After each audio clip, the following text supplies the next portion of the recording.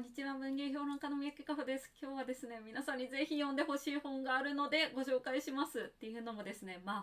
皆さん春ですね。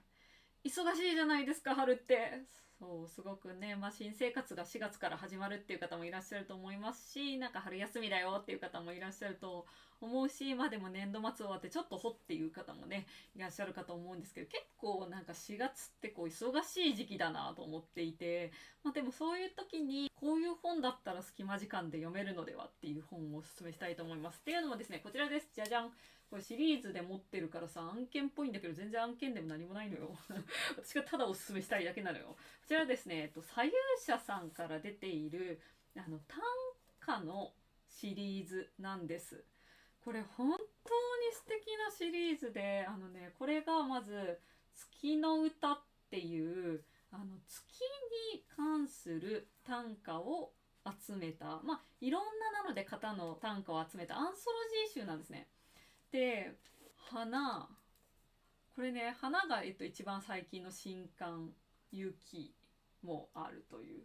もう一つ、海の歌っていうのもあってですね、同時代のその歌人が100人で歌った100詩を集めてて、これ短歌ってあんまり触れたことない方もいるかもしれないんですけど、本当に素敵な歌集だなと思っていろんな方に読まれてほしいなって思ったんですよ。っていうのもね、例えばこの花の歌とかだったら、ここにこう書かれてる、帯のや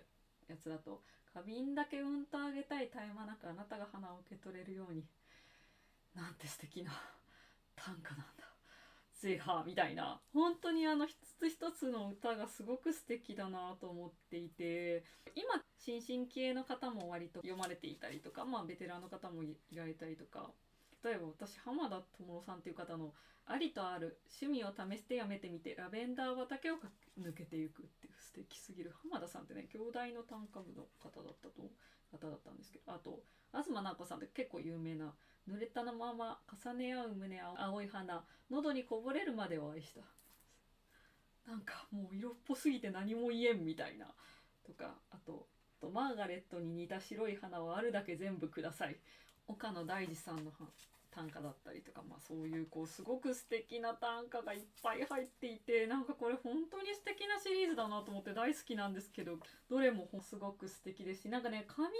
さもやっぱねすごくあるなと思って、わかりますか？ちょっと硬い紙でカバーとかなくて、ちょっとハードカバーっていうのかな、こういう形になってて、すごく素敵なね、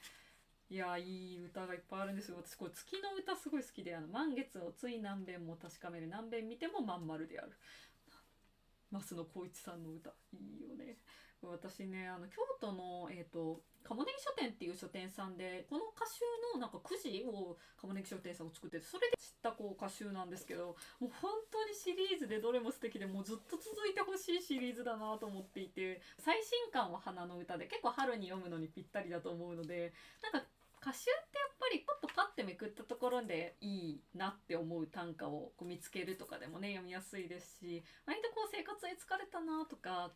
あんまり時間ないなとか、ちょっと物語読むには心がしんどいかもみたいな方でも本当に読みやすいんじゃないかなって思います。歌集って1ページ1短歌なので余裕があるというか、疲れてる時も読みやすい本だなと思いますので、なんかある意味隙間時間でも読めますし、ゆったり味わうこともできる、すっごい素敵なシリーズだなと思って、いっぱい続いてほしいと思うので売れてほしいなと思ったのでご紹介でした。なんか疲れた時とか、あんまり時間がないなとか、心に余裕がないぜっていう時にちょっと読んでみると心に余裕が取り戻せるようなシリーズじゃないかなと思います。もう短歌とかなんかさ、勝てないよって思いますよね。勝てないって何がって感じなんですけど、評論とか批評とか野暮なことやってる身からすると、もうなんか詩とか短歌とか俳句とかさ、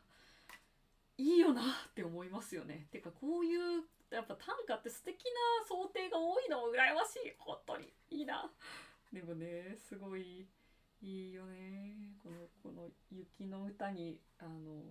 載せた「かじかんだ手に手を伸ばす生きてれば何回だって初雪を降る」、乾遥さんの歌とかもめちゃくちゃいいですよね。なんかこういうところからでも新しい出会いというか、好きな歌人とかの方とかも見つかったりするので、割と好きな歌人を見つけやすいシリーズでもあると思いますし、ぜひぜひ短歌初挑戦だよっていう方も読んでほしいですし、短歌好きだよっていう方はもちろん読んでほしいなって思います。左右者さんから出てますので、よければぜひという感じでした。お忙しい時に、春のちょっと心が疲れた時にぜひぜひって感じです。ではまたお会いしましょう。チャンネル登録といいねよろしくお願いします。ではではでは。